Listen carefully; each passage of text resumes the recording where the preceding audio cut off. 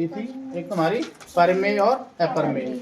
मेरा कहने का मतलब जो हमारा नंबर सिस्टम है वो दो भागों में डिवाइड था, एक तो आपका डेसिमल नंबर और एक आपका नॉन डेसिमल नंबर।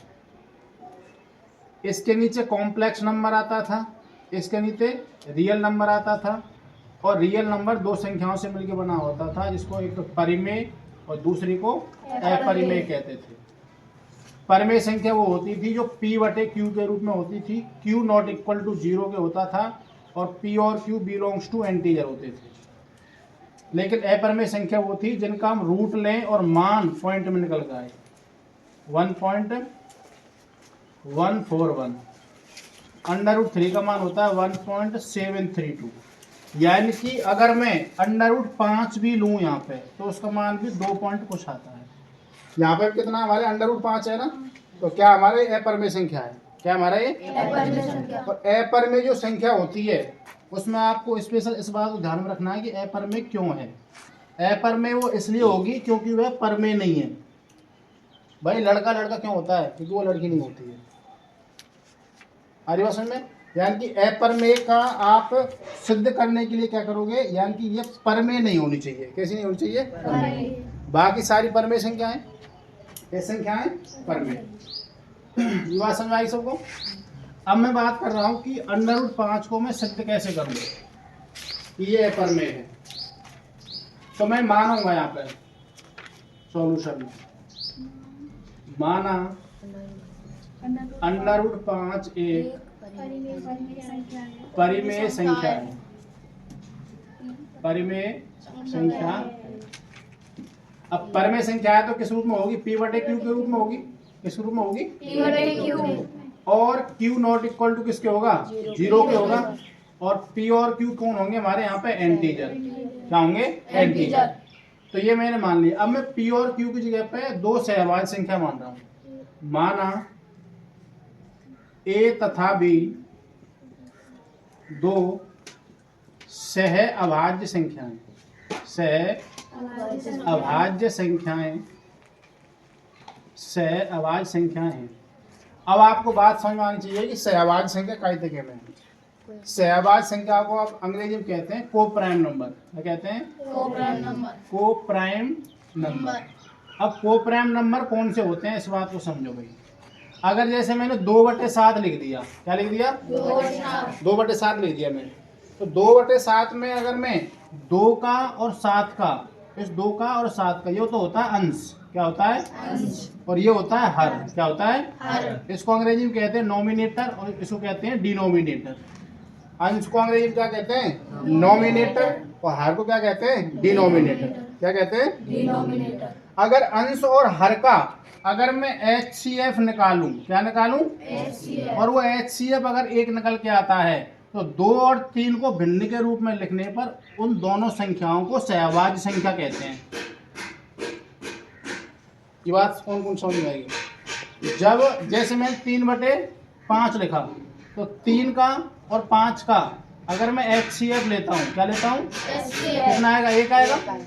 मैं 7/9 लिख रहा हूँ तो 7 का 9 का अगर मैं HCF लेता हूँ, हायर कॉमन फैक्टर, तो क्या आएगा इनमें? ऐसी कौन संख्या है सबसे बड़ी जो दोनों में कॉमन आ रही है?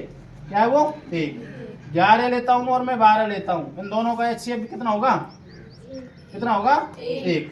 अगर 11/12 करता हूँ तो भी क्या होगी हमारी? ये को प्राइम नंबर होगी। क्या होंगी? को प्राइम नंबर। यानी को प्राइम नंबर का होता है, उनका मतलब होता है कि दो संख्याएं तब सहअभाज्य होती हैं जब उसके अंश और हर दोनों का HCF निकालने पर HCF अगर 1 निकल के आता है उसको हम को प्राइम नंबर या सहअभाज्य संख्या कहते हैं। क्या कहते हैं उसे? हम सहअभाज्य संख्या कहते हैं। ये बात समझ में आई सबको?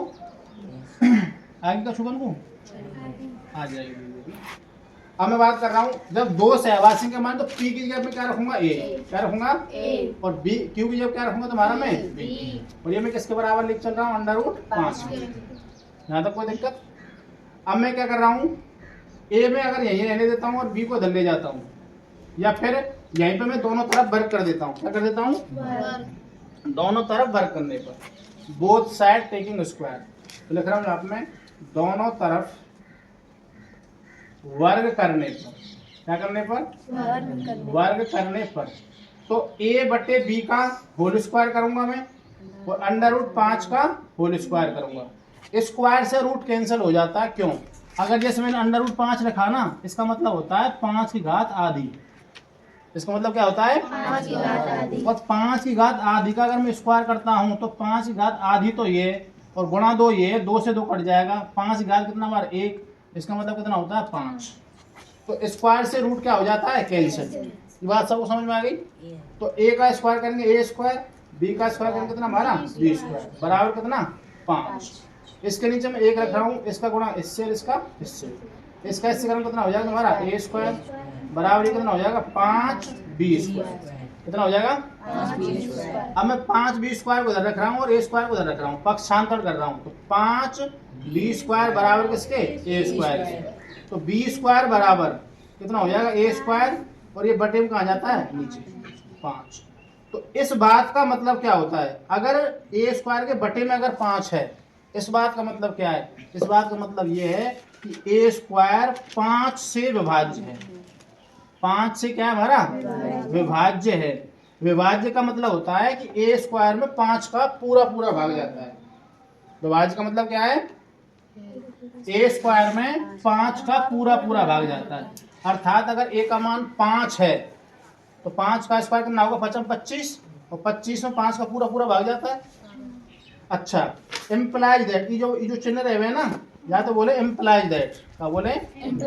इम्प्लाइज दैट का अगर मैं आपसे बात करूं तो इसको अंग्रेजी में कहते हैं इम्प्लाइज दैट। क्या कहते हैं? हिंदी में अगर बात करूं तो इसका मतलब होता है, इसका मतलब, इस चिन्ह का हिंदी में क्या मतलब होता है? इसका मतलब। तो इस बात का क्या मतलब होगा? इस चिन्ह से दिखाएंगे। यानी कि a भी 5 से विभाज्य होगा। 5 से क्या होगा हमारा? विभाज्य होगा। आप मुझे बताइए, अगर a का मान कितना हमारा? 5 था, तो 5 25, 25 में 5 का भाग जाता है। तो यहाँ पे भी 5 है तो 5 का 5 में भाग जाएगा एक बार। ये बात समझ आई सबको? अब मान रहा हूं मैं तथा, दोबारा मान रहा हूं माना। अब मैं जो हमारा a का मान है उसको c के बराबर मान रहा हूं मैं। तो मान रहा हूं मैं, माना a बराबर 5c। क्या मान लिया मैंने? a बराबर 5c। अब मैं यहाँ पे a की जगह पे क्या रखूंगा? 5c। तो मैं इस समीकरण में रख रहा हूँ, चाहो तो आप इसको समीकरण नंबर 1 कह सकते हो। तो क्या हो जाएगा हमारा? b स्क्वायर बराबर a का मान कितना हमारा? 5c, 5c का स्क्वायर बटे नीचे कितना हमारा? 5। तो b स्क्वायर बराबर कितना हो गया? 5 25, c स्क्वायर बटे कितना? 5। 5 से कितनी बार कटा? 5 25। तो b स्क्वायर बराबर कितना हमारा? 5c square. कितना हो गया? 5c square. अब मैं 5c स्क्वायर को धर ले रहा हूँ। 5c स्क्वायर बराबर किसके? b square. तो c स्क्वायर बराबर कितना हमारा? b स्क्वायर और 5 में आ जाएगा इसके बटे में। बटे कितना हमारा? 5। इस बात का क्या मतलब होगा? इस बात का मतलब होगा कि b स्क्वायर 5 से विभाज्य है। b स्क्वायर किससे विभाज्य है? 5 से। तो मैं कह सकता हूँ b स्क्वायर 5 से विभाज्य है। अच्छा, जब b स्क्वायर 5 से विभाज्य है तो मैं क्या रखूंगा? इम्प्लाइज दैट का चिन्ह। क्या रखूंगा? इम्प्लाइज दैट का चिन्ह। इसका मतलब b भी 5 से विभाज्य होगा। क्या होगा? विभाज्य होगा। इसको दे रहा हूं मैं समीकरण नंबर 2। और समीकरण 1 कौन सा था हमारा? ये वाला। तो यहाँ पे लिख रहा हूं मैं, अतः 1 व 2 से हमारा मानना गलत है। हमारा मानना गलत है क्योंकि अंडर रूट 5 एक क्या हमारी?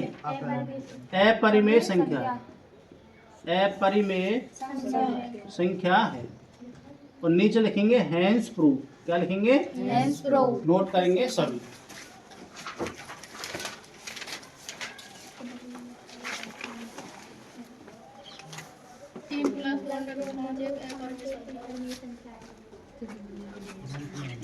दूसरा क्वेश्चन है आपका, सिद्ध कीजिए कि सिद्ध कीजिए कि 3 प्लस के दो 2 अंडर रूट 5 एक अपरिमेय संख्या है। वो आपसे कह रहा है सिद्ध करवा, prove that 3 + 2 root 5 is a rational number. आपको सिद्ध करवा रहा है वो कि ये वाली जो संख्या है अपरिमेय है। कैसी है ये? अपरिमेय। तो सॉल्यूशन करेंगे भाई इसका, ध्यान से देखेंगे सभी। माना 3 प्लस के 2 अंडर रूट 5 एक ये संख्या है? परिमेय संख्या है। परिमेय संख्या और परिमेय संख्या है तो P/Q के रूप में होगी। Q नॉट इक्वल टू 0 के होगा। P और Q कौन होंगे? एंटीजर होंगे। एंटीजर का मतलब होता है पूर्णांक संख्या है, माइनस के अनंत से लेकर प्लस के अनंत तक। तो अलग से क्या मानेंगे? माना A तथा B दो सहअभाज्य संख्या है। क्या है हमारी? सहअभाज्य संख्या है। और जब सहअभाज्य संख्या है तो मैं P की जगह क्या रखूंगा? A, Q की जगह क्या रखूंगा? B। तो क्या हो जाएगा? A/B बराबर कितना हो जाएगा? 3 प्लस के 2 अंडर रूट 5। इसको मैं इधर रख रहा हूँ और इसको इधर रख रहा हूँ। 3 प्लस के 2 अंडर रूट 5 बराबर किसके? A/B के।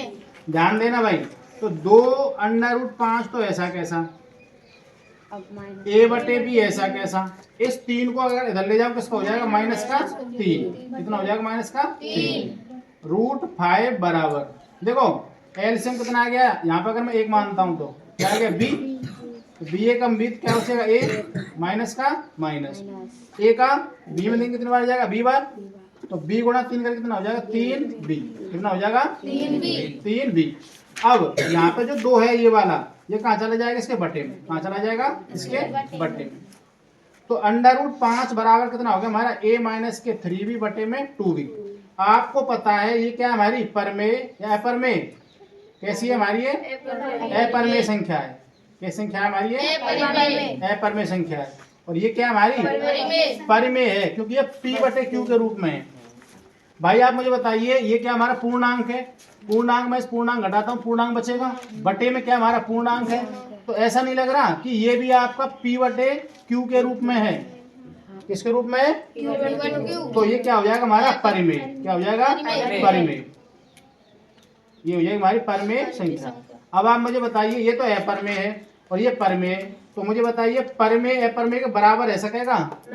तो परिमेय अपरिमेय के बराबर नहीं है, तो यहाँ पर लिख दूंगा परिमेय नॉट इक्वल टू अपरिमेय। अर्थात आपका LHS बराबर नहीं किसके? RHS के। और जब LHS RHS के बराबर नहीं है तो क्या लिखेंगे? अतः हमारा मानना गलत है, क्योंकि 3 प्लस के 2 अंडर रूट 5 एक अपरिमेय संख्या है। क्या है हमारा? अपरिमेय संख्या है। यही हमको सिद्ध करना था। नहीं चलेंगे हैंस प्रूफ। हिंदी में कहते हैं इसे इति सिद्धम। क्या कहते हैं इसे? इति सिद्धम। इतना ही करना है। ये वाला सरल लगता है।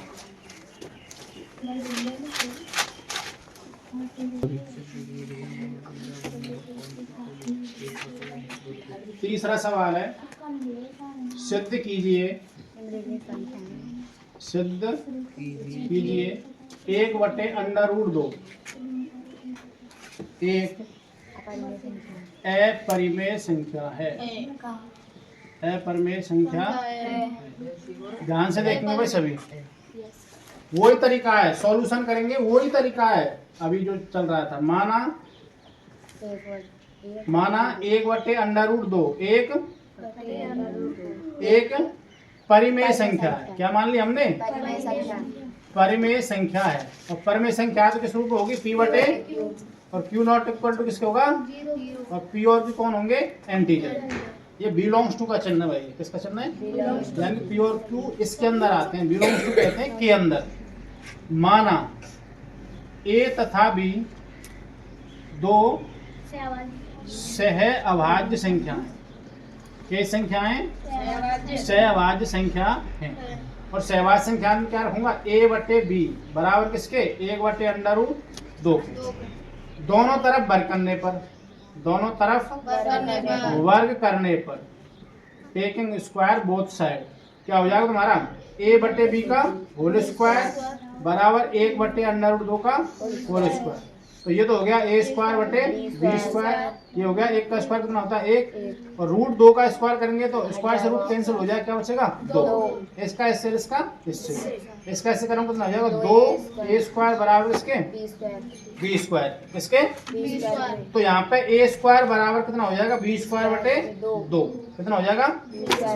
इस बात का मतलब क्या है, इसको मैं समीकरण 1 कह रहा हूँ, यानी कि b स्क्वायर 2 से विभाजित है, पहले सवाल की तरह, इम्प्लाई दैट b भी 2 से विभाज्य होगा। अब अलग मानेंगे, तथा b बराबर मानेंगे 2c, क्या मानेंगे 2c, अलग से मान रहे हैं इसको 2c, तो b का मान 2c रखेंगे समीकरण 1 में, तो a स्क्वायर बराबर किसके 2c का होल स्क्वायर बटे 2, तो a स्क्वायर बराबर 2 दूनी 4, c स्क्वायर बटे 2, 2 दूनी 4, तो a स्क्वायर बराबर कितना 2c स्क्वायर। तो इसको मैं ऐसे लिख सकता हूँ 2c स्क्वायर बराबर a स्क्वायर के, तो c स्क्वायर बराबर कितना हो जाएगा a स्क्वायर बटे 2। इस बात का मतलब क्या है a स्क्वायर a स्क्वायर 2 से विभाज्य विभाज्य है। और भाई साहब इम्प्लाई दैट क्या लिख सकता हूँ मैं, a भी 2 से विभाज्य है, a भी 2 से विभाजित है, 2 से विभाज्य है। इसको दे रहे हैं हम समीकरण नंबर 2। तो समीकरण 1 व 2 से हमारा मानना गलत है, हमारा मानना गलत है, मानना गलत है, गलत है, क्योंकि क्योंकि 1 बटे अंडर रूट 2 एक क्या हमारा अपरिमेय संख्या है, अपरिमेय संख्या है।